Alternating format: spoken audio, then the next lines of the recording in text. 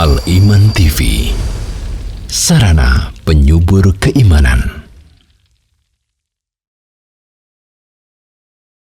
Alhamdulillah alladzi jama'ana 'alal huda wat tuqa. Segala puji bagi Allah Jalla Jalaluh yang telah mengumpulkan kita di atas petunjuk dan ketakwaan. Kelak pada hari kiamat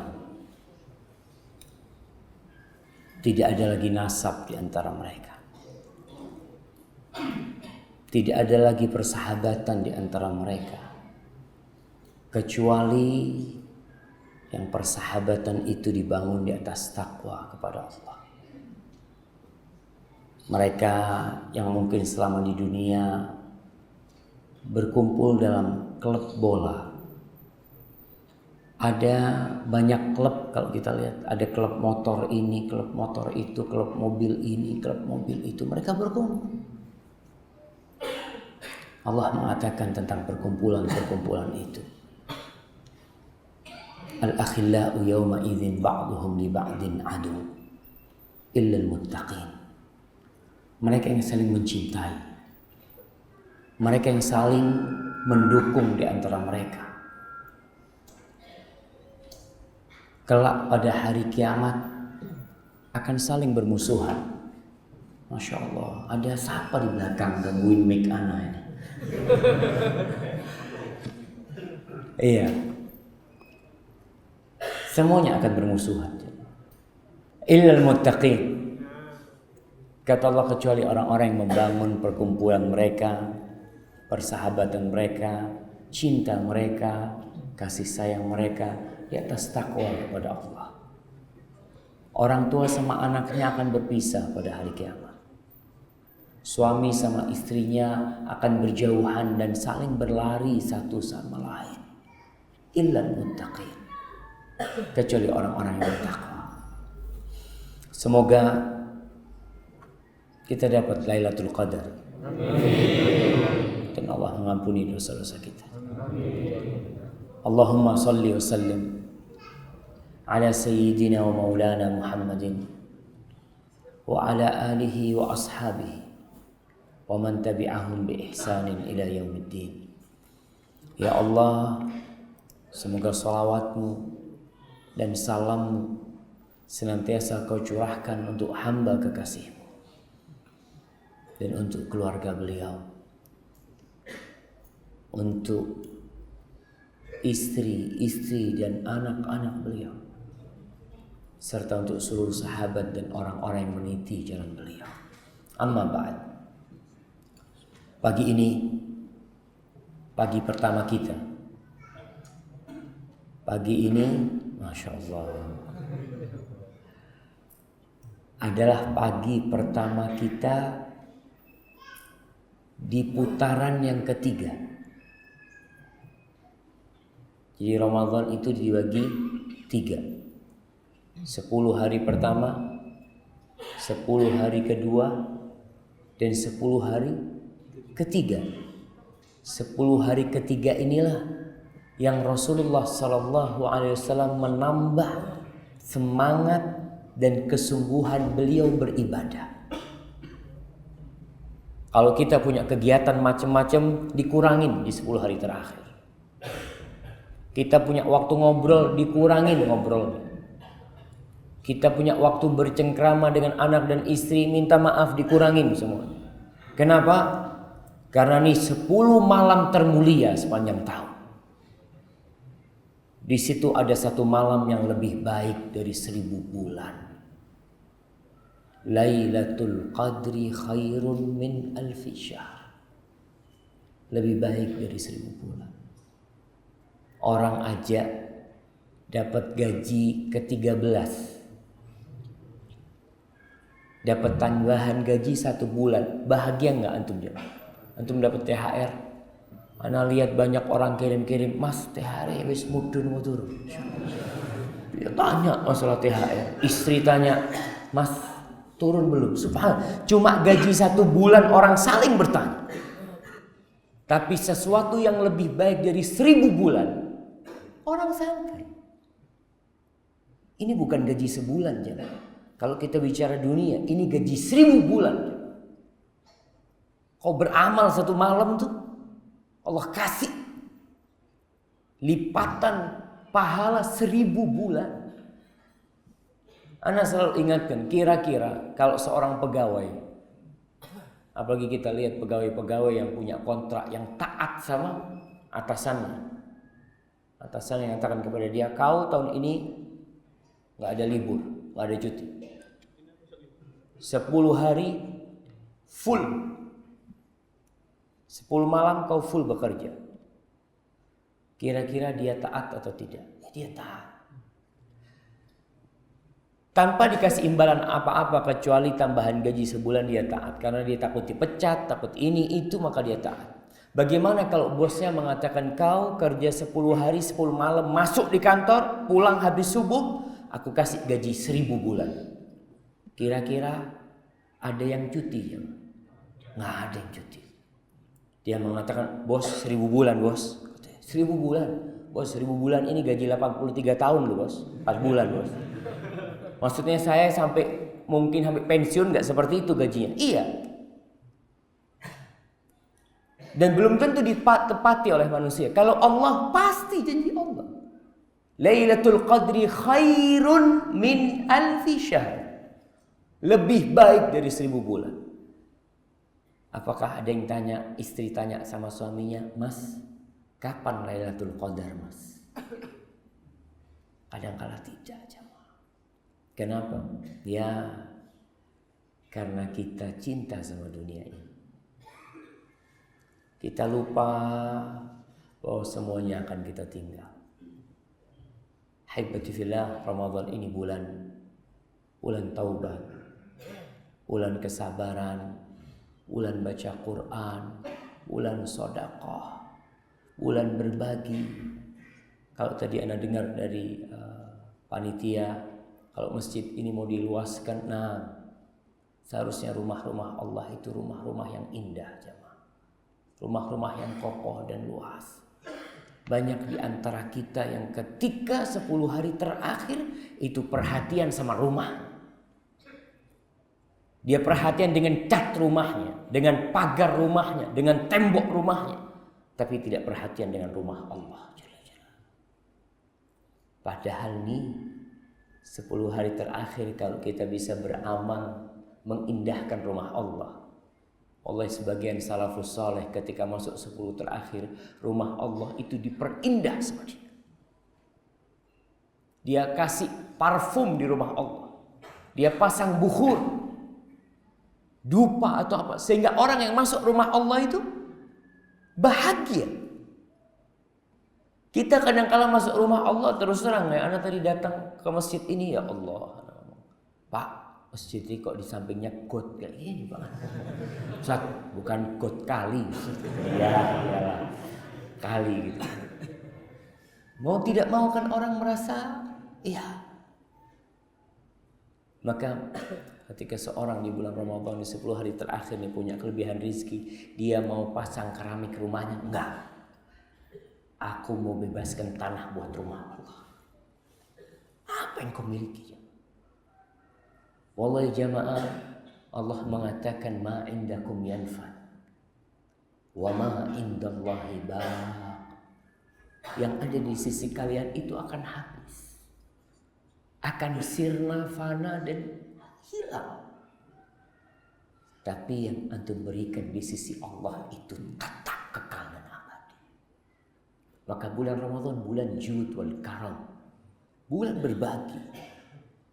Apalagi kalau kita baca Quran. Hasan al-Basri ketika masuk bulan Ramadan dia mengatakan innama huwa tilawatul Quran wa it'amut ta'am.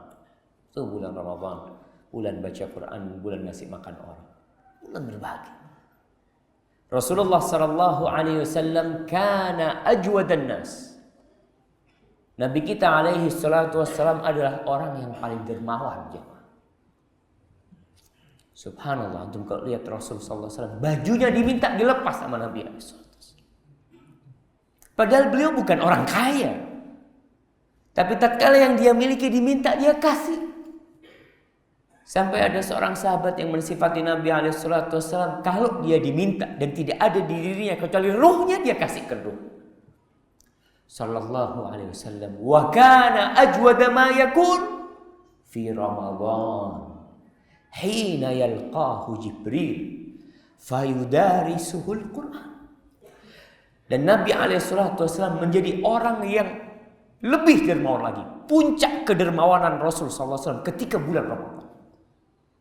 Ketika dijumpai Jibril, ketika beliau setoran hafalan Qurannya kepada Jibril, maka di situ Rasul sallallahu alaihi wasallam berubah jadi orang yang lebih dermawan lagi. Fala Rasulullah sallallahu alaihi wasallam ajwadu bil khair min ar-rihil mursalah. Rasulullah sallallahu alaihi wasallam itu lebih baik, lebih dermawan dengan harta yang dia miliki daripada angin yang ditiupkan. Allahu Akbar. Rasulullah SAW ketika dapat kelebihan rezeki, kita tahu masa sulit Nabi SAW awal hidupnya. Ketika perang Khandaq, antum lihat Rasulullah SAW menggali parit bersama para sahabat dalam kondisi perutnya itu pakai sabuk kerikil karena menahan lapar takut kena emah. Jadi sabuknya Nabi SAW itu kerikil. Beliau sering berpuasa sunnah. Kadang-kadang karena di rumahnya tidak ada makan, beliau puasa. Makanya antum kalau membaca hadis bahwasanya Rasulullah SAW itu kalau berbuka dengan apa? Dengan rutaibah, dengan kurma yang masih segar, masih basah. Kalau ada, artinya itu adanya kapan? Di musim kurma panen. Kalau sekarang kan orang sepanjang tahun bisa makan kurma basah karena kita ada kulkas, ada freezer. Tapi Rasulullah SAW ketika panen kurma baru ada tuh kurma yang kayak gitu. Kalau nggak ada, beliau berbuka apa? Kurma kering. Kalau nggak ada, hasawat minal ma. Beliau meminum beberapa teguk air. Dan cuma itu yang beliau lakukan. Sampai kapan? Sampai sahur coba. Sahur-sahurnya apa? Wah, minum air Nabi SAW. Maka susah hidup Nabi SAW. Kita kadang-kala ketika berbuka, subhanallah, segala makanan kita makan. Makan ini, makan itu. Nanti habis tarawih makan lagi. Terus mau tidur makan. Sahur pun Masya Allah kita lihat. Antum lihat sahur. Nah lihat di ruangan ini ada sahur rawon sama kurma. Insya Allah. Kalau Nabi SAW kurma aja, kalau nggak ada air, kita semuanya ada. Dan semuanya kita makan. Di masa-masa sulit Rasulullah SAW tetap bersedekah. Antum bayangin ya, ceritanya Aisyah radhiyallahu taala anha. Aisyah benar-benar takjub. Suatu hari kata Aisyah radhiyallahu taala anha, datang seorang wanita mengemis dengan dua putrinya. Datang. Dilihat sama Aisyah, pengemis yang butuh dibantu. Akhirnya Aisyah radhiyallahu taala anha masuk ke dalam rumahnya. Dia cari makannya di dalam rumah. Alhamdulillah, dia dapatkan 3 butir kurma. Yang ada di rumah Rasulullah SAW hanya 3 butir kurma. Nggak ada kan? Diberikan 3 butir kurma itu kepada pengemis. Si ibu, Masya Allah, dibagi itu 3 bertiga. 1 putrinya dapat 1 dan dia mau makan. Kedua putrinya ternyata kelaparan, sehingga 2 butir kurma itu langsung habis. Ketika sang ibu mau makan, kedua putrinya melihat kurma yang hendak dimasukkan ke mulut ibu. Antum lihat kasih sayang seorang ibu sama ibu itu dibagi 2, dan dia tidak makan. Aisyah takjub melihat kejadian itu. Ketika Rasulullah SAW pulang, Aisyah cerita sama Nabi pemandangan yang begitu mengherankan dia tentang kasih sayang seorang ibu, karena Aisyah radhiyallahu taala anha tidak pernah menjadi seorang ibu. Dia sampai meninggal dunia tidak punya anak. Maka dia takjub dengan kasih sayang seorang ibu. Akhirnya Rasulullah SAW cerita tuh perempuan-perempuan, orang-orang yang diuji dengan anak-anaknya. Anak-anak itu akan menjadi penghalang dia dari api neraka kelak pada hari kiamat. Untuk melihat itu masa sulit Nabi SAW. Jadi ada kurma, ya kurma dikasih. Pernah suatu hari datang tamu, satu malam. Antum ingat tuh kisah itu. Di Masjid Nabawi sampai Isya, Rasulullah SAW tahu ini tamu dari jauh. Jadi sebenarnya yang disebut tamu, ikram dhaif, itu adalah tamu yang dari jauh. Adapun kalau yang dari dekat-dekat itu disebut zair, orang yang sedang ziarah, berkunjung. Tamu yang dari luar kota harus kita hormati. Rasulullah SAW kedatangan tamu, itu tamunya Nabi. Maka beliau kirim orang ke rumahnya.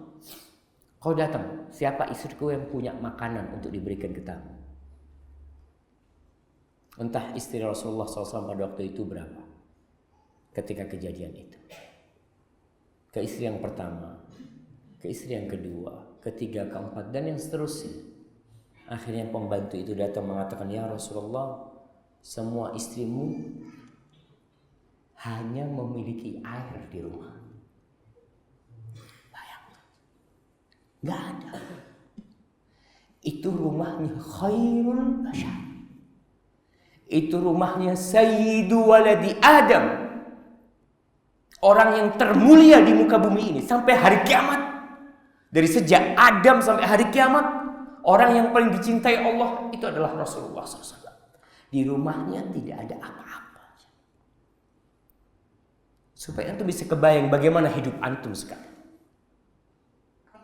Ketika orang-orang disuruh bersedekah, berat dia bersedekah, seakan-akan dia hidupnya susah. Akhirnya Rasul sallallahu alaihi wasallam karena tahu dia tidak mampu menghormati tamunya, dia menawarkan kepada para sahabatnya, man yudhaifu dhaifa Rasulillah sallallahu alaihi wasallam. Siapa yang ingin menjamu tamunya Rasulullah SAW? Siapa yang ingin menjamu tamunya Rasulullah SAW? Sahabat Ansar langsung angkat tangan, ana ya Rasulullah, aku bawa pulang. Habis salat Isya, pulang nih, dibawa tamu. Suruh masuk rumah, dia jumpai istrinya. Akrimi dhaifa Rasulillah SAW. Kau muliakan tamunya Rasul SAW. Aku bawa tamunya Nabi ini. Apa kata istrinya? Kata istrinya, bang, ada makanan di rumah, kecuali buat anak-anak. Apa kata bapaknya? Kau bikin anak-anak itu tidur, makanannya kasihkan ke tamu. Lihat yang namanya keikhlasan. Tuan rumah ini tidak ingin tamunya tahu kalau keluarga itu tidak punya makanan. Maka dia mengatakan kepada istrinya, istriku, nanti ketika makanannya disuguhkan, kau pura-pura betulin lampu minyak itu, lalu kau matikan. Sudah dimatikan, makan tamunya.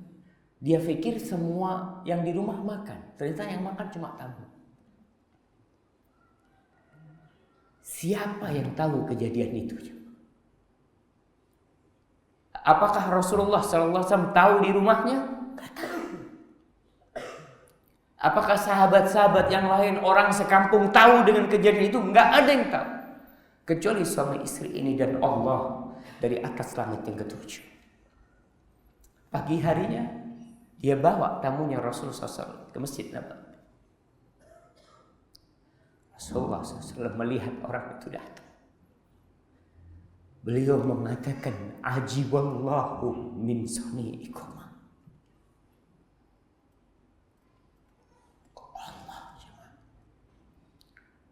Allah itu takjub dengan perbuatan kalian berdua. Dia berikan semua yang dia miliki untuk tamu. Jadi subhanallah, mereka benar-benar orang yang memandang dunia ini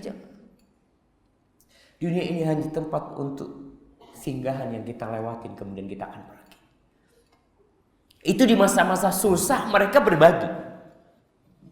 Ketika mereka kaya raya, Rasulullah SAW di akhir hayatnya alhamdulillah sempat punya harta. Pada tahun ke-10 Hijriah, Rasulullah SAW berhaji. Tahu haji wada Nabi SAW, beliau bawa 100 ekor onta. Ketika beliau punya harta itu pun untuk Allah.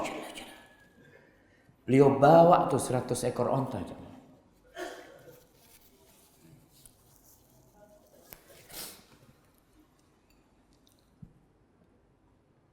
Ke Mekah. Beliau sembelih dengan tangan beliau 63 ekor. Yang sisanya dilanjutkan oleh Ali bin Abi Thalib. Jadi ketika punya harta lebih, beliau tidak berpikir memperbesar rumahnya. Tetap rumah Nabi. Mulai beliau datang ke kota Madinah sampai beliau wafat, rumah Rasul SAW itu mungkin cuma 5 kali. Dan masih rumah Nabi itu terbuat dari tanah dan pelepah kurma yang dibarisin, kemudian ditutup sama kain. Tetap rumah Nabi SAW. Beda nih sama kita nih. Kita tatkala punya kelebihan harta, biasanya rumah kita. Dan Rasulullah SAW pada waktu pulang dari Khaybar, ada kelebihan harta. Yang beliau lakukan adalah memperluas Masjid Nabawi. Yang awalnya 35 kali 30 hasta jadi 50 kali 50 hasta. Subhanallah. Ketika ada harta dia berpikir, ya Allah, rumah Allah dulu nih sebelum rumahku. Ketika kau punya dan kau tidak butuh, kecuali kau butuh, Ustaz, karena memang rumahnya udah mau ambruk, Ustaz, ya fadhal. Kau mau melakukan, coba tolong perhatian dengan rumah Allah Jalla Jalla. Terus terang ada rumah-rumah Allah yang ana masuk, ya aromanya kurang menarik. Mungkin lebih menarik kamar antum. Ada apa yang semprotan. Di sini ada semprotan berapa? Oh cuma 2, ini belakang nggak nyium. Antum punya kelebihan rezeki, oh, saya mau taruh minyak wangi di sini 10 hari terakhir nih supaya orang-orang nikmat beribadah. Ana mau pasang. Apa yang bisa antum lakukan? Antum punya kelebihan rezeki, ya Allah aku cuma punya 10.000, nggak apa-apa. Kau sumbangkan 10.000 untuk bangun rumah Allah. Apa kata Rasul sallallahu alaihi wasallam? Man bana lillahi masjidan walau kamifhasi qata au qata banallahu lahu baitan fil jannah. Barang siapa yang membangunkan untuk Allah masjid, rumahnya dibangunkan lillahi ta'ala, walaupun sebesar sarangnya burung dara pasir. Ya mungkin seperti ini ya sarangnya. Nggak bisa buat sholat. Itu Allah akan bangunkan bagi antum rumah di surga Allah. Yang lebih indah dari rumah antum, yang lebih indah dari istana yang paling baik di muka bumi ini. Bahkan kata Nabi SAW, surga tuh la mawdi'u sawti ahadikum fil jannah khairun minad dunya wa fiha. Kalian tahu tempat pecut. Biasanya orang naik kuda pakai pecut. Itu tempat pecut di surga. Luasnya berapa? 1 meter kali 10 cm kali 2 cm. itu lebih baik dari dunia dan isinya. Kita ini ketika ada kesempatan berusaha untuk kita yang dapat pahala, jangan orang lain yang dapat pahala. Kalau kita mampu, jangan merasa sudah cukup. Alhamdulillah, anak sudah bantu sana, bantu sini, bantu macam-macam. Subhanallah. Rasulullah SAW ketika perang Badar, ketika perang Tabuk, Nabi SAW berangkat ke Tabuk. Satu onta itu gantian 3 orang. Satu onta gantian 3 orang. Rasulullah SAW gantian sama Ali bin Abi Thalib. Satunya anda lupa, masalah Abu Umamah. Gantian nih. Awal keluar dari kota Madinah, siapa yang naik? Rasulullah SAW. Dapat beberapa jauh, beliau turun. Beliau turun nih dari ontanya. Karena waktunya yang lain untuk naik. Apa kata 2 sahabat ini? Kata Ali bin Abi Thalib dan sahabat yang lainnya, ya Rasulullah, nahnu namshi anka. Wahai Rasulullah SAW, kita yang jalan ketika bagianmu jalan, kau terus naik. Apa kata Rasulullah SAW? Beliau mengatakan, ma antuma bi aqwa minni. Kalian berdua tidak lebih kuat dari aku. Dan aku juga butuh sama pahala. Bukan cuma kalian yang ingin pahala. Beliau jalan kaki. Itu Ali naik onta, beliau jalan kaki. Kalau beliau kesempatan. Ketika membangun Masjid Nabawi, para sahabat pada ikut ngangkat batu. Nabi berusaha ikut ngangkat batu. Itu yang diajarkan oleh Rasulullah SAW. Dan bulan Ramadan adalah kesempatan kita untuk beramal. Ahibati fillah, pada pagi yang indah ini ada sebuah surat di dalam Al-Quran Karim yang ingin ana bahas beberapa ayat darinya. Itu suratul Qiyamah. Surat Kiamat. Kalau kita melihat surat-surat pendek itu, atau yang pertengahan tidak terlalu panjang, itu banyak bercerita tentang hari akhir. Suratul Qiyamah, An-Naba, An-Nazi'at, di surat Abasa wa Tawalla, di surat At-Takwir, di surat Al-Infitar, surat Al-Insyiqaq, surat-surat terus sampai ke bawah yang lebih pendek lagi ada Az-Zilzalah, ada apa lagi? Al-Qari'ah. Cerita tentang kiamat. Karena terus terang orang yang beriman dengan hari kiamat, puasanya ya diterima. Kalau enggak diterima. Rasulullah SAW mengatakan, man shoma Ramadan imanan wahtisaban, ghufira lahu ma taqaddama min dhanbi. Barang siapa yang berpuasa di bulan Ramadan karena imanan, karena dia beriman kepada Allah, kalau ini syariatnya, wahtisaban, dan dia mengharap pahala. Pahala apa? Pahala di hari kiamat. Dia percaya dengan adanya hari akhir, bahwa dia akan dibangkitkan pada hari kiamat nanti. Baru dia akan diampuni dosa-dosanya yang masa lalu. Wa man qama lailatal qadri imanan wahtisaban ghufira lahu ma taqaddama min dhanbi.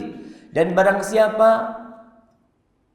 yang sholat, bangun dia di malam Lailatul Qadar karena iman dengan Allah dan iman dengan hari akhir, dia yang akan diampuni dosa-dosa dia yang masa lalu. Maka kita perlu menguatkan keimanan kita dengan adanya hari akhir, sehingga segala petaka yang kita lewatin di muka bumi ini akan rendah dan hina. Segala kenikmatan yang kita raih Itu akan membuat kita ingat dengan nikmat akhirat. Bahwa kita lihat, ya Allah, ini nggak ada apa-apanya. Mungkin kau makan durian yang enak, subhanallah. Kau ingat dengan buah-buahan yang Allah berikan di surga, qutufuha daniyah. Yang memetiknya itu dekat. Kemudian kita disuruh makan kulu hani'an mari'ah. Kalian makan dengan nikmat, nggak perlu takut. Kita banyak makan di sini ketakutan. Makan durian, afwan, ana kolesterol, afwan, ana darah tinggi. Semua makannya dengan penuh kekhawatiran. Khususnya orang-orang yang sukses. Kalau orang yang nggak sukses, jemaah, makan apa aja jadi. Antum lihat. Kalau kita melihat kuli-kuli bangunan, Masya Allah. Ada beberapa restoran itu yang bayar sekali boleh makan semuanya. Biasanya di mall-mall gitu. Ada restoran Jepang macam-macam. Ana pernah diajak ke sana. Ana ngomong sama yang ngajak Ana, Bang, kayaknya abang salah ngajak Ana. Kalau mau ngajak ke tempat makan yang sekali bayar boleh makan semuanya, tuh ajak kuli bangunan, tukang beca. Insya Allah tutup tuh restoran. Iya, betul jam. Makanya restoran-restoran kayak gitu nggak berani buka di pinggir jalan biasa. Bukanya di mana? Di mall. Saya tahu di jalan biasa itu bisa satu mikrolet datang kuli bangunan, Masya Allah. Besok nggak jualan lagi. Orang kaya itu makannya cuma dia kepingin sensasi doang. Sambil bakar sendiri. Mungkin makan 1 sudah 3 udah kenyang.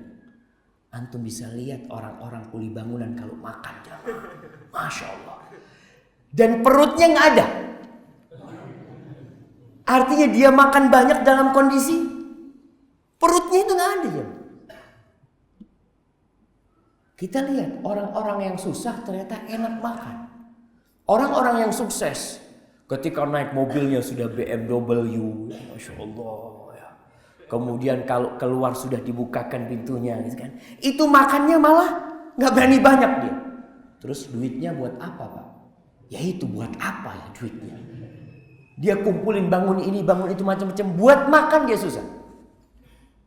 Karena ini dunia. Hadih dunia itu rendah artinya. Ketika orang sukses punya duit banyak, malah dia nggak bisa makan enak. Ana pernah dengar cerita Bibi Ana, rahimahullah. Dia pada waktu itu buka tap oli ya, untuk ngetap oli itu. Dia ada seorang wanita datang, Bu Hajah lah, dengan mobil yang bagus ini.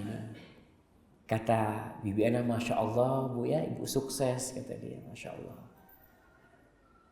Ya itu, saya dulu pada waktu masih susah, saya kepingin makan donat yang enak-enak gitu. Ana lihat, oh Masya Allah ya, ada toko donat yang di mall-mall, kepingin makan itu. Dan ketika saya sukses, kata dokter jangan makan donat.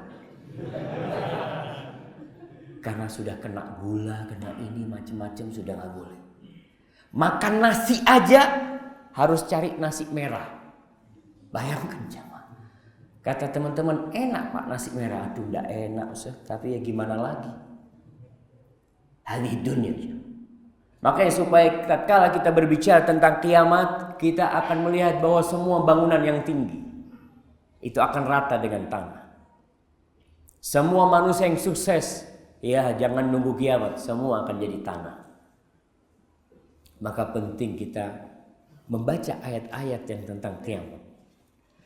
A'udzubillahi minasyaitonirrajim. Bismillahirrahmanirrahim. Allah mengatakan la uqsimu biyaumil qiyamah.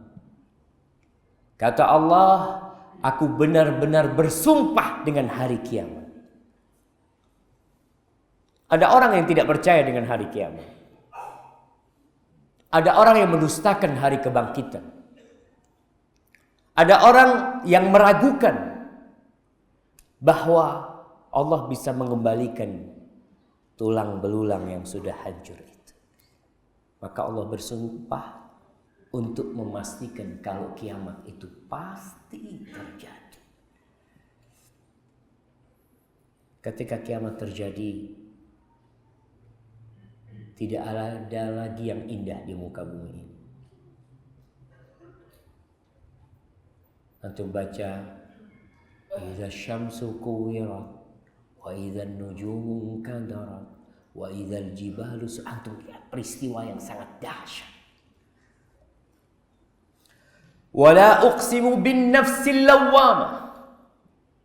Dan Allah bersumpah lagi dengan jiwa yang suka mencela dan menegur dirinya. Jiwa kita ini alhamdulillah jamaah,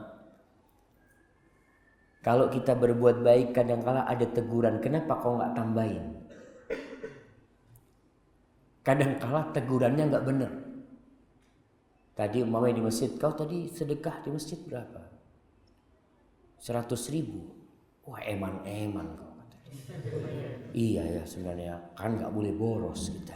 Itu ada di dalam jiwa kita itu terjadi diskusi seperti itu. Tatkala orang habis melakukan dosa, alhamdulillah. Ada tuh bisikan-bisikan yang mengatakan seharusnya kau tidak melakukan itu. Kau masa lupa dengan penglihatan Allah dan pengawasannya kepada dirimu. Iya ya Allah, mudah-mudahan diampuni. Itu jiwa kita kayak gitu. Ketika dia berbuat dosa, dicela kenapa dia melakukan dosa itu. Ketika berbuat kebaikan, kadang-kala dicela kenapa kok sedikit yang kau berikan. Mungkin suatu saat kita membantu umpamanya keluarga kita kasih 1 juta. Lalu sampai rumah, ya Allah kenapa aku cuma kasih 1 juta? Kan aku punya kelebihan rezeki. Kata Rasulullah SAW, orang yang paling berhak mendapatkan sedekah kita siapa? Kerabat kita. Kenapa aku kasih fulan 2 juta, 3 juta? Aku kasih kerabatku cuma 1 juta. Itu terjadi di jiwa kita. Apalagi nanti pada hari kiamat.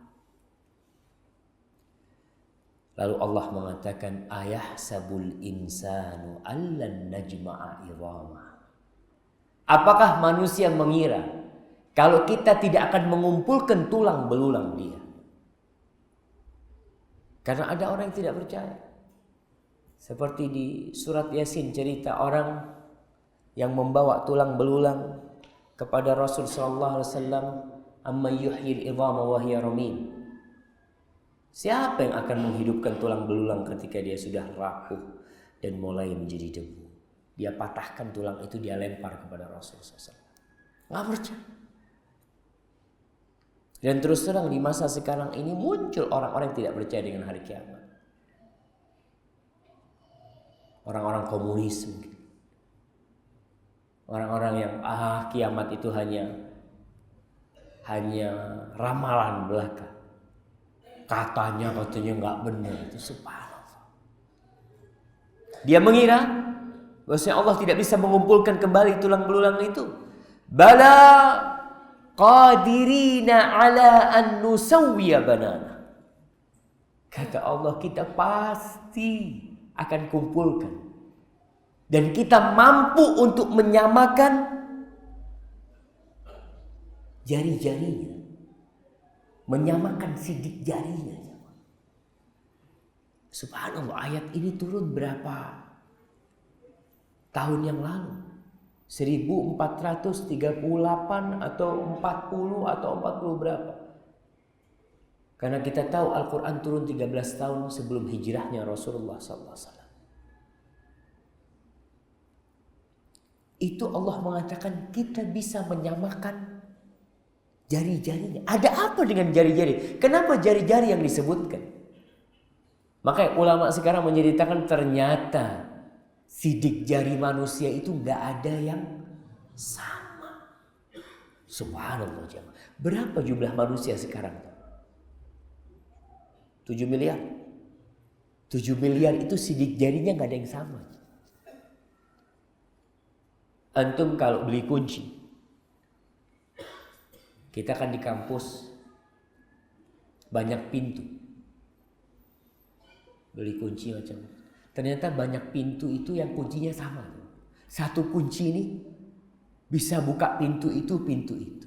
Itu baru 100 pintu. Bagaimana dengan 1000 pintu?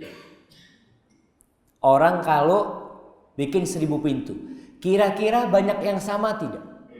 Banyak yang sama. Bagaimana kalau dia membuat umpamanya 10.000 kunci? Ada yang sama. Tapi Allah ciptakan jari-jari kita. Kalau kunci-kunci rumah itu pakai sidik jari, yang bisa buka cuma kita. Karena nggak ada yang sama. Sekarang lah buktinya HP. Ada HP yang pakai fingerprint. Ada yang pakai itu. Ini untuk membuktikan kita Allah bisa menyamakan. Jadi kau nanti akan dibangkitkan kembali dalam kondisi jari-jarimu sama dengan di dunia. Kalau kau sidik jari, ada orang sidik jari rekaman masa lalu dia semua terlihat. Allah bisa lakukan itu. Bal yuridul insan liyafjura amama. Tapi manusia itu jemaah, ingin dia itu berbuat dosa, mensegerakan dosa, dan mengakhirkan taubat.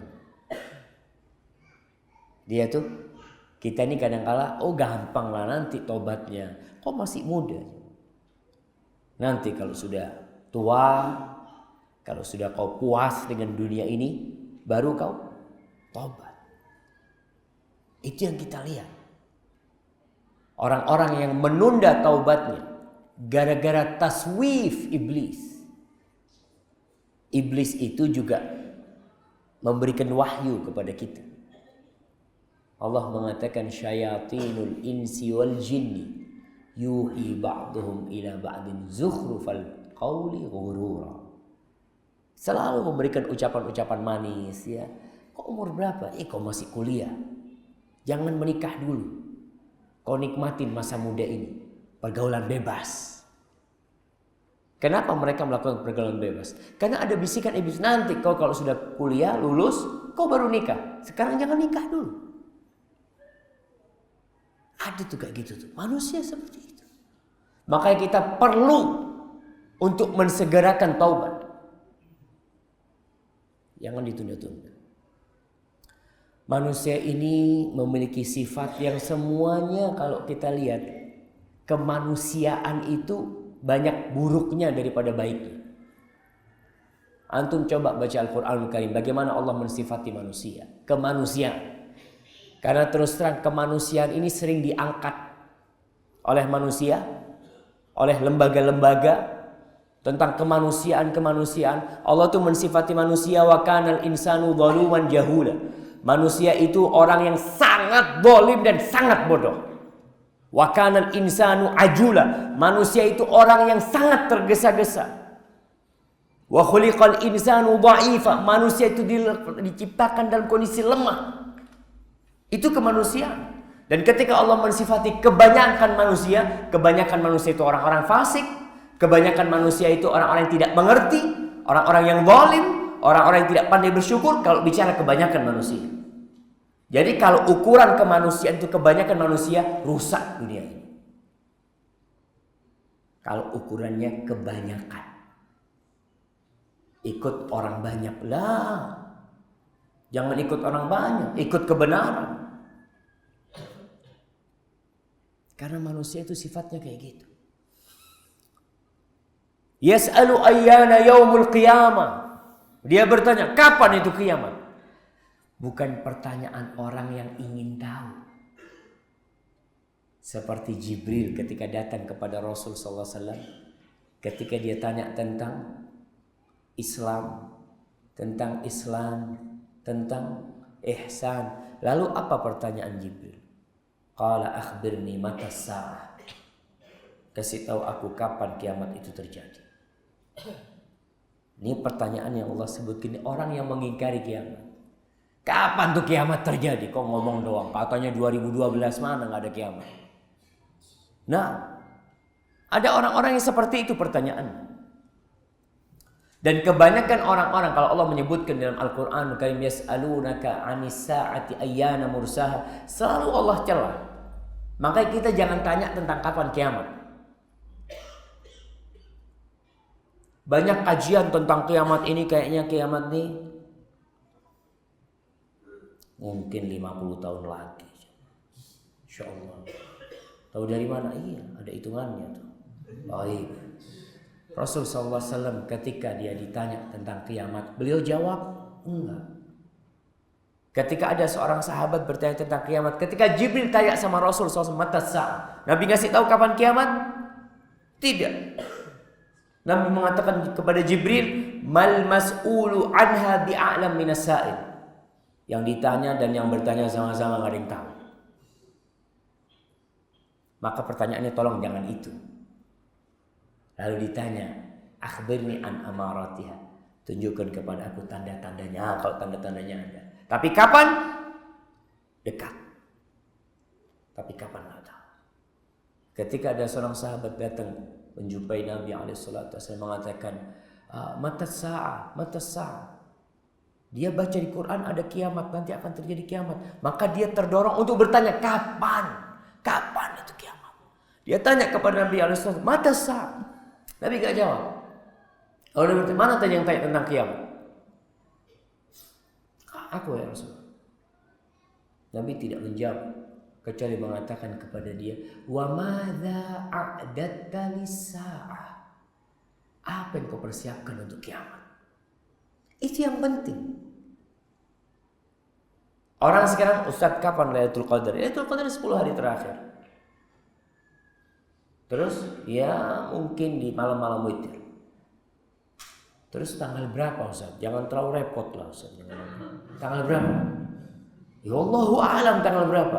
Kalau itu yang perlu ditanyakan, apa yang seharusnya aku lakukan untuk mendapatkan Lailatul Qadar? Karena memang ilmunya nggak punya kita jemaah. Maka Nabi SAW bertanya, wa madza a'datta lis-sa'ah. Apa yang kau persiapkan untuk kiamat? Ini yang seharusnya jadi pertanyaan. Maka nih Allah menceritakan tentang manusia yang mendustakan kiamat itu, yas'alu ayyana yaumul qiyamah. Ya kalau kau kepingin tahu kapan itu, fa idza bariqal basar wa khasafal qamar wa jumi'asy syamsu wal qamar. Itu kejadiannya nanti. Peristiwanya itu ketika mata terbelalak ketakutan. Di ayat lain Allah mengatakan,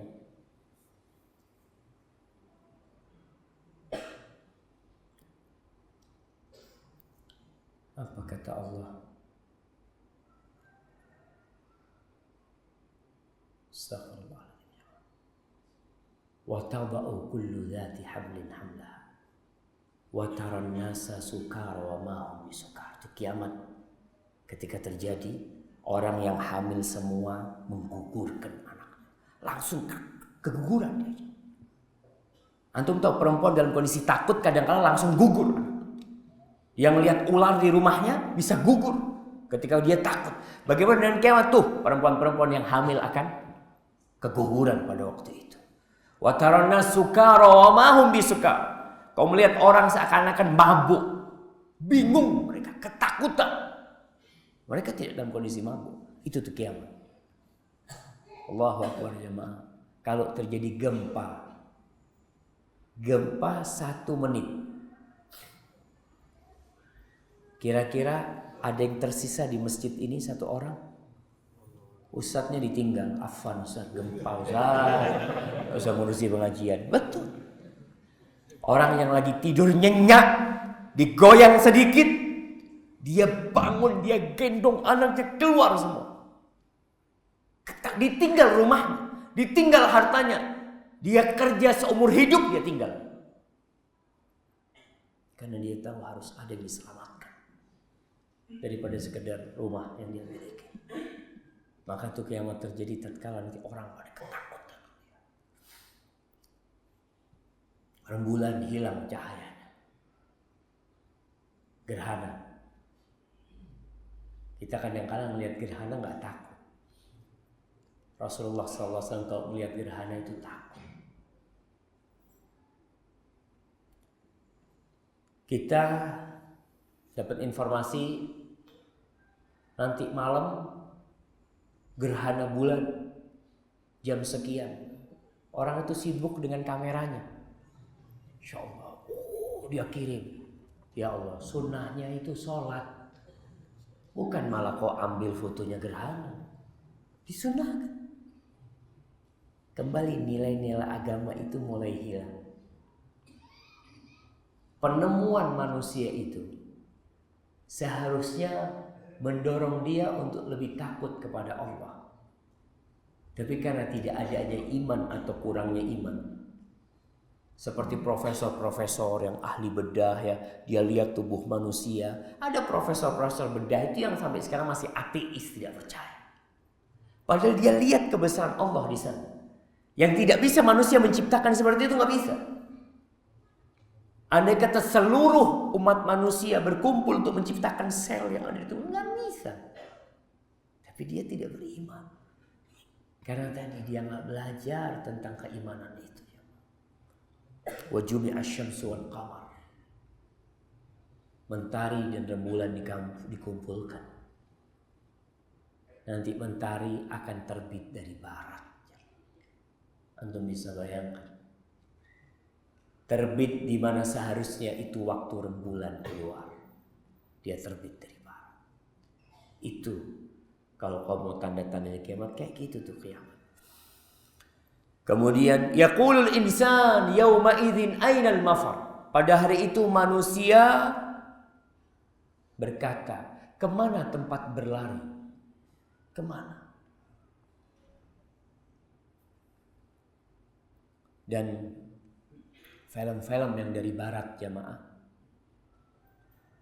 itu banyak menanamkan di diri umat Islam keraguan kepada kiamat atau pandangan yang salah tentang hari kiamat. Antum tahu ketika film 2012 dibikin, apakah kiamat di situ benar-benar terjadi? Enggak. Yang ada beberapa negara rusak, tapi mereka masuk ke dalam kapal, mereka selamat. Subhanallah. Mereka pikir kiamat itu seperti kisahnya Nabi Nuh alaihissalam. Lah, iya kisahnya Nabi Nuh alaihissalam yang selamat hanya yang naik kapal. Tapi kiamat itu jemaah tidak ada satupun yang selamat. Orang berkata, ainal mafar, mau lari kemana? Yauma yafirrul mar'u min akhi wa ummihi wa abi wa sahibatihi wa bani. Likulli imri'in minhum yawma idzin sya'nu yughni. Pada hari di mana manusia itu lari dari saudaranya sendiri. Yang biasanya kalau dia punya masalah dia curhat sama saudaranya. Hari itu dia meninggalkan saudara. Bapak ibunya dia tinggal. Anak dan istrinya dia tinggal semua. Kenapa? Dia hanya memikirkan nafsi. Hanya dirinya yang dia pikirkan. Kalau terjadi tsunami, kalau terjadi gempa, orang masih mikirkan keluarganya. Bapak masih mikirkan anaknya kan. Cari dia diselamatkan anaknya. Rumahnya kebakaran, bapak masih mau menyelamatkan. Hari kiamat gak ada tuh. Engkau akan melihat nanti ainul yaqin. Kita sekarang kan ilmu yakin. Yakin. Nanti orang-orang yang hidup sampai akhir umur dunia ini, dia akan melihat apa yang telah disabdakan oleh Rasulullah SAW dan difirmankan oleh Allah Jalla Jalaluhu. Kalla la wazar ila rabbika yawma idzinil mustaqar. Nggak ada tempat berlari, nggak ada tempat bersembunyi, tidak ada tempat berlindung, nggak ada jemaah. Orang sekarang bikin bunker-bunker untuk menyelamatkan diri dari apa? Dari perang dunia ketiga mungkin nantinya. Ya, yang kalau ada di berita katanya pada waktu di Libya Gaddafi punya bunker-bunker yang nuklir, insya Allah tidak bisa menghancurkan. Allahu a'lam bishawab. Orang cari keselamatan, ternyata yang bikin bunker mati. Nah, makanya kematian itu sebenarnya kiamat kecil setiap orang. seorang panglima, Allah, seorang presiden yang mungkin 50 tahun menguasai. Tapi ketika datang malakul maut, itu tentara-tentara yang pegang senjata di depannya, tahu-tahu bapak sudah mati. Oh, sudah mati. Insyaallah. Siapa yang mematikan? Enggak ada musuh yang masuk, enggak ada. Malakul maut datang. Walau kuntum fi burujin musyayyadah. Walaupun kalian berada di benteng-benteng yang kuat, kepada Allah kau akan kembali. Makanya kita kalau ada orang meninggal, kalau kena musibah, apa yang kita ucapkan? Inna lillahi wa inna ilaihi raji'un. Kita akan balik. Kemana baliknya? Ke Allah. Kau kalau udah tahu mau balik ke Allah, kau persiapkan apa yang mau kau bawa sebenarnya. Makanya Allah katakan yunabba'ul insanu yawma idzin bima qaddama wa akhar. Pada hari itu manusia akan dikasih tahu apa yang selama ini dia telah perbuat, apa yang sudah dia lakukan, apa yang belum dia lakukan, apa kewajiban-kewajiban yang dia tinggalkan. Ada semuanya. Jadi kalau kita berpikir seorang pegawai itu punya apa istilahnya? Catatan selama dia kerja di situ. Ada CCTV. Masya Allah. Ada seorang teman mengatakan, Ustaz, gimana Ustaz ya kira-kira nanti ketika kita ditunjukkan kepada amal perbuatan anak? Apa mungkin kayak CCTV gitu Ustaz? Wallahu a'lam. Tapi orang akan ditunjukkan. Kalau CCTV mungkin orang masih mengingkar, enggak, bukan anak tuh orangnya. Ini bukan bapak? Bukan, mirip saya itu Pak. Bukan saya tapi. Mungkin orang bisa mengingkari karena pada hari kiamat masih ada yang mau mengingkari. Ketika orang-orang mengingkari dengan lisannya, di sini datang tangan, kulit, semuanya menjadi saksi atas apa yang dia lakukan. Akan dikasih tahu kita semua jemaah. Allah jemaah. Kita nih kumpul di sini, duduk bersama, seakan-akan kita orang-orang baik. Padahal ada catatan dosa-dosa kita yang kalau ditampakkan kepada orang lain, mungkin orang itu tidak mau duduk di sebelah kita. Mungkin enggak. Mungkin antum tidak akan hadir di majelis ini. Tapi karena Allah menutupi dosa-dosa kita. Nanti yauma idzin tu'raduna la takhfa minkum khafiyah. Pada hari itu kalian ditampakkan semua, enggak ada yang tersembunyi. Makanya orang-orang yang dia itu riak dalam beramal di muka bumi ini, kelihatan orang baik, nanti pada hari kiamat akan ditunjukkan. Ini orang yang riak nih. Oh ini tuh yang selama ini kita pikir orang baik itu ya pura-pura. Tuh ketika dia melakukan dosa-dosa tidak dilihat kalian, itu akan ditampakkan nanti. Balil insan ala nafsihi basirah. Tapi kata Allah, manusia itu sebenarnya lebih tahu dengan dirinya. Artinya nggak perlu kita dikasih tahu orang kau itu melakukan dosa ini. Kita tahu. Kau melakukan ini. Kita sendiri nggak perlu orang tahu ngasih tahu. Nggak perlu Allah ngasih tahu kita. Kita sendiri selama hidup kita tahu kita melakukan itu. Ada berapa duit di kantong kita? Berapa yang kita sedekahkan? Kita dapat hasil riba, hasil mana? Kita tahu jemaah. Walau alqa ma'adzirah, walaupun dia berusaha untuk menyampaikan alasan-alasan dia, aku melakukan ini karena itu, jangan alasan. Kau udah tahu kalau kau tidak terpaksa. Karena banyak orang-orang jemaah yang ana lihat yang sampai hari ini masih umpamanya dia terkungkung dalam penjara riba dengan alasan, ya Allah Ustaz, kalau nggak pinjam duit di bank Ustaz, nggak bisa usaha. Ada yang kayak gitu. Dia berusaha untuk mengungkapkan alasan-alasan dia. Kau tahu kau sebenarnya nggak kayak gitu. Kau bisa usaha tempat itu. Cuma kau ingin lebih banyak. Kau ingin supaya lebih kaya. Karena kalau modal 1 juta dapatnya 1,5 juta. Kalau modal 1 M bayangkan berapa untungnya? 500. Ya, itu manusia. Maka kita ketika melakukan dosa dan kita berusaha mengatakan tidak ini itu. Kalau di dunia aman. Aman gimana? Kita bisa bayar pengacara. Tolong belain saya. Tenang. Kau bayar saya bayar hakimnya. Persidangan selesai. Diputuskan tidak bersalah. Ada kong kali kong. Tapi nanti pada hari kiamat nggak bisa. Makanya ketika kulit itu berbicara, menjadi saksi, orang ini bingung. Kalian kok ngomong, kata dia. Aku ini tadi sedang membelain kalian. An kuntunna kuntu unadhir. Apa kata kulit ini mengatakan, antaqanallah alladzi antaqa kulla syai'. Yang ngajak kita bicara itu Allah. Yang dia berbicara membuat segala sesuatu bisa berbicara Allah. Walau alqa ma'adhirah, walaupun dia berusaha mengungkapkan alasan-alasan dia, maka jamaah, berusahalah kita di bulan Ramadan ini untuk menjadi lebih baik dalam segala hal. Yang punya dosa-dosa masa lalu dan masih niat untuk mengulangi nanti selesai Ramadan, tahan sudah, jangan lagi. Ada orang yang tidak berbuat dosa karena Ramadan. Bapak enggak Ramadan lah, nanti insya Allah Ustaz Syawal aja.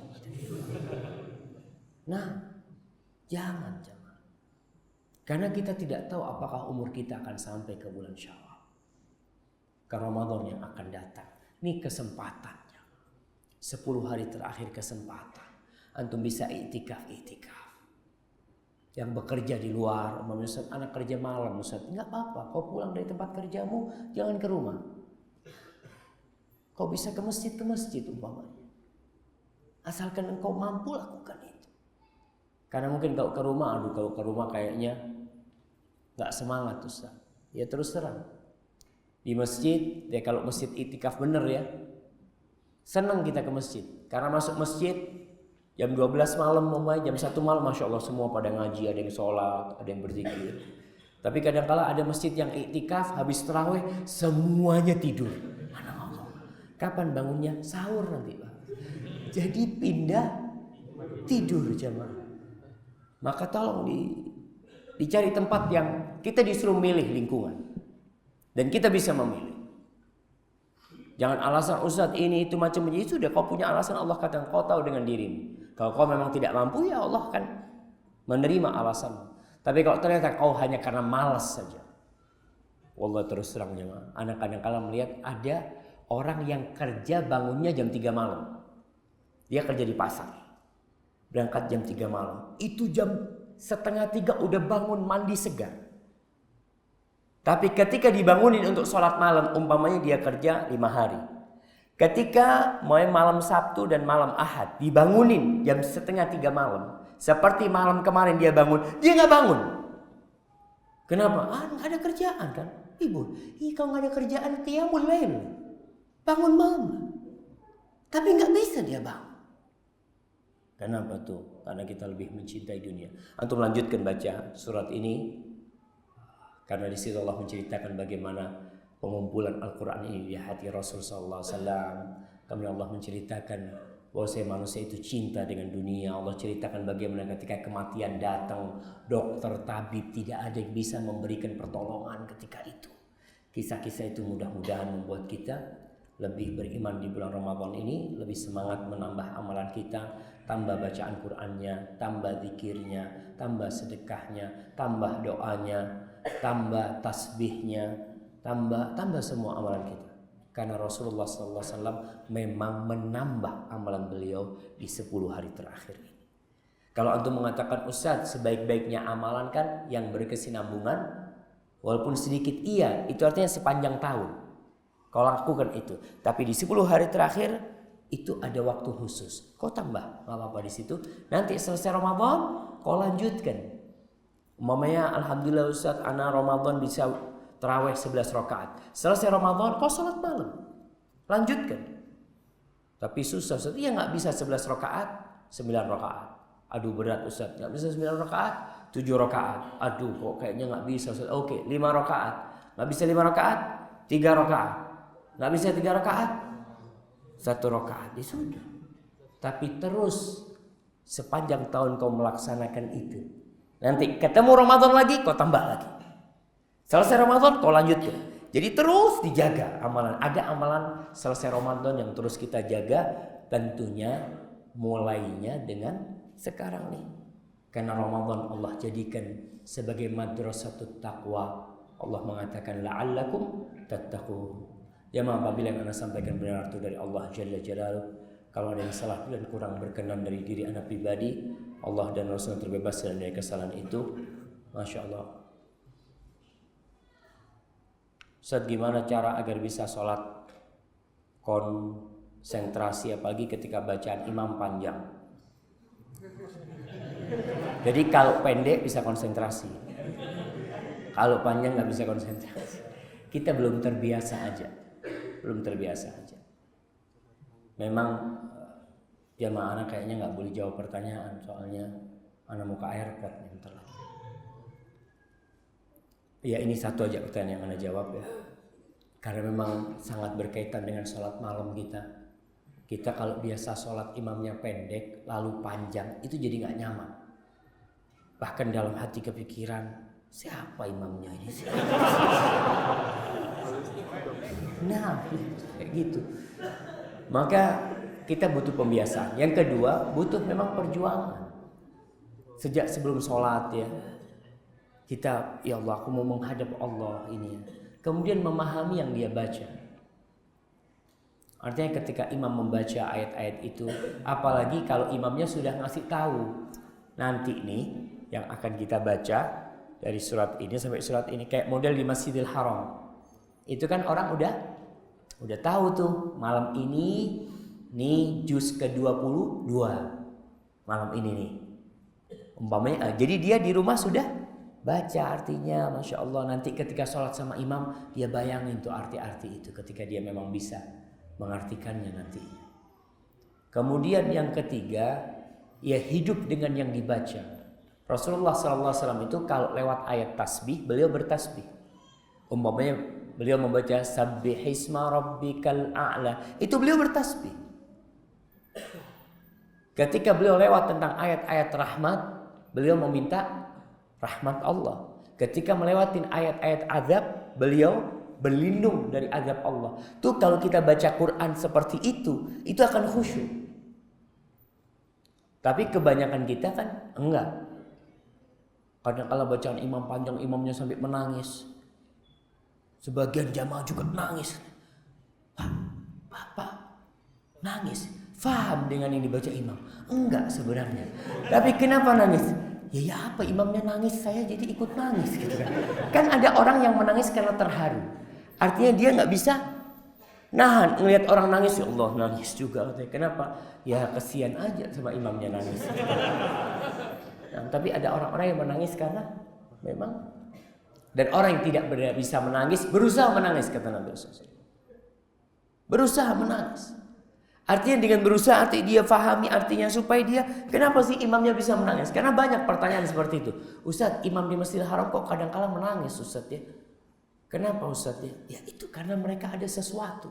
Kadang-kala imamnya baca, sebenarnya ayat itu biasa dia baca. Imam baca umpamanya idza zulzilatil ardu zilzalaha. Tahu imamnya nangis.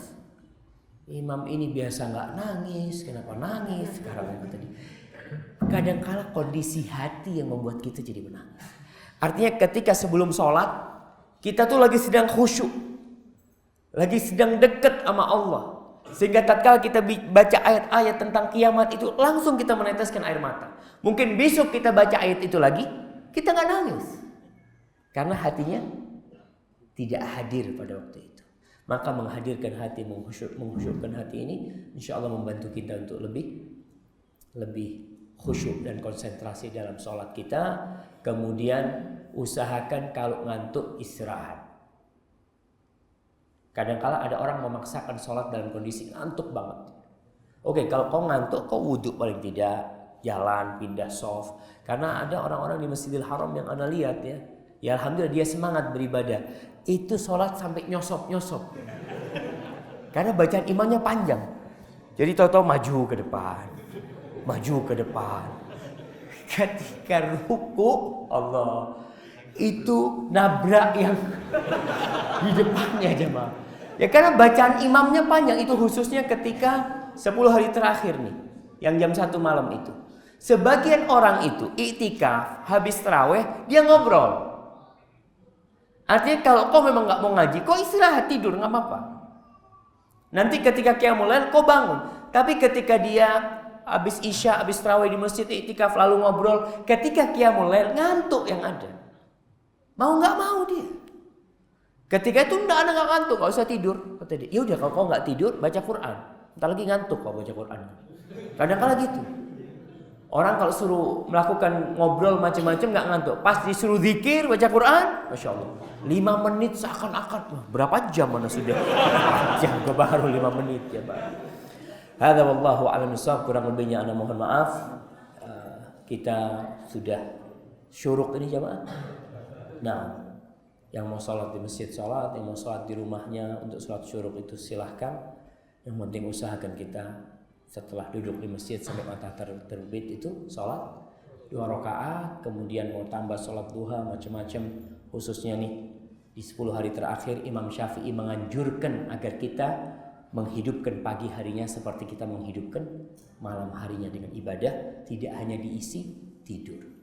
Subhanakallahumma bihamdika asyhadu an la ilaha illa anta astaghfiruka wa atubu ilaik. Wassalamualaikum warahmatullahi wabarakatuh.